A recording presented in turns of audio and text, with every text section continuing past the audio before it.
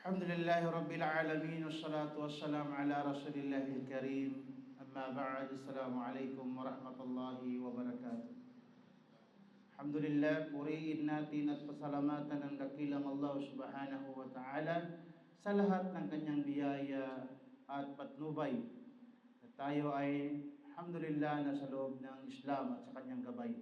Mga kapatid sa Islam, may sinabi ang mahal na Propeta sallallahu alaihi wasallam patungkol sa mga tao na naging susi ng kabutihan at naging kandado or pagsarado ng mga kasamaan.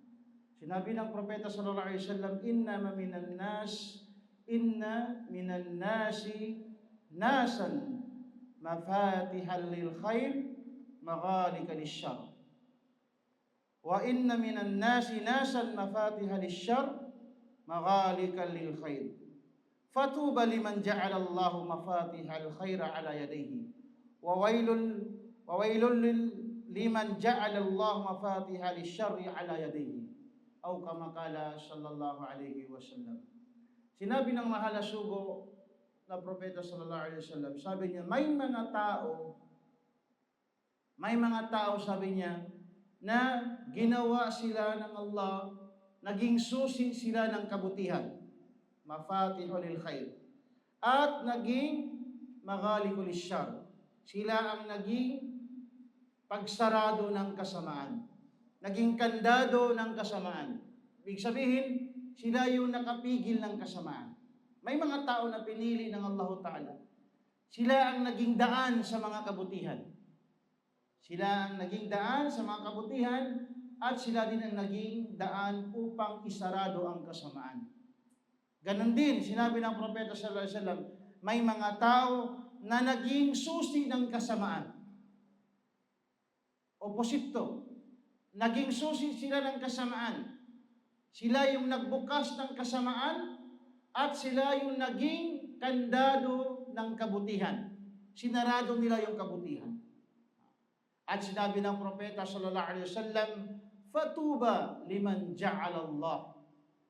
Mapalad ang isang tao kung siya ay ginawa ng Allah bilang susi, magbubukas ng kabutihan. Mapalad siya.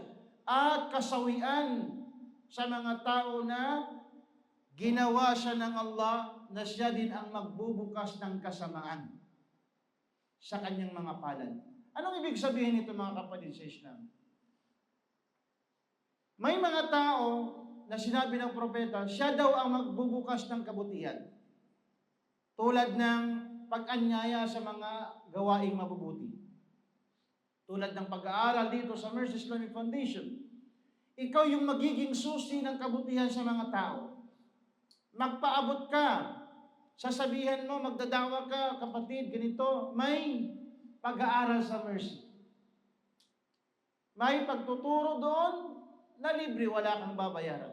So, mapalad ka dahil ginawa ka ng Allah, isa sa mga taong naging susi ng kabutihan, nagbukas ng kabutihan, at nasarado mo yung kasamaan. Napigilan mo yung kasamaan, ibig sabihin napigilan mo yung kasamaan. Nang dahil sa'yo, nagkaroon ng kaalaman ng kapatid mo, dahil nakapag-aral siya, nasarado mo yung kasamaan na gagawin niya dahil nagkaroon na siya ng kaalaman. At kasawian sa mga tao na siya mismo ang magiging susi ng kasamaan. Ibig sabihin, siya yung nangunguna. Siya pa yung taong parang nangiimbita para sa kasamaan. So, kailangan magtauba siya sa pag ganito nang nararamdaman niya.